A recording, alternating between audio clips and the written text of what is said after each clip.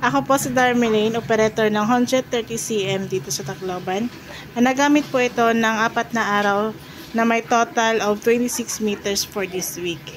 Ito po ang printer head. Ang last na palit po nito is noong March 12.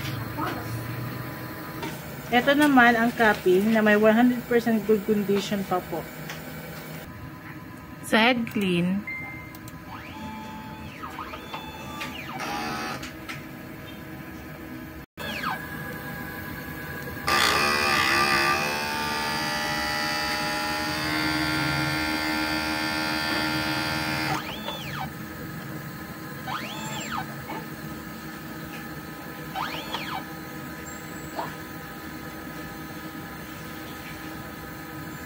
dito para nakikit on mag-BTS on.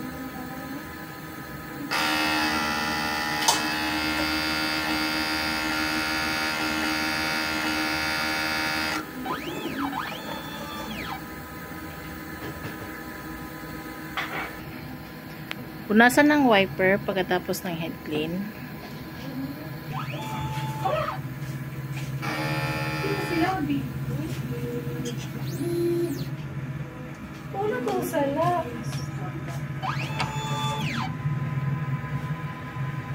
Ito naman ang kanyang head clean.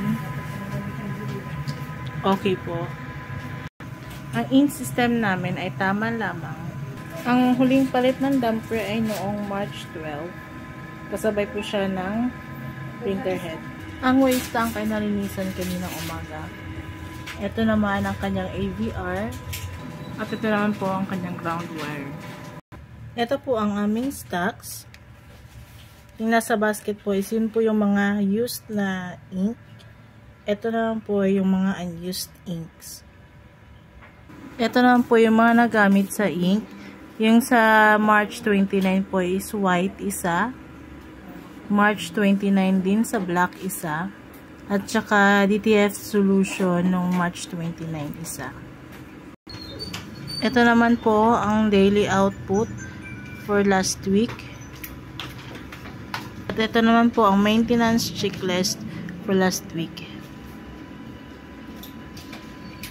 Yun lang po. Maraming salamat.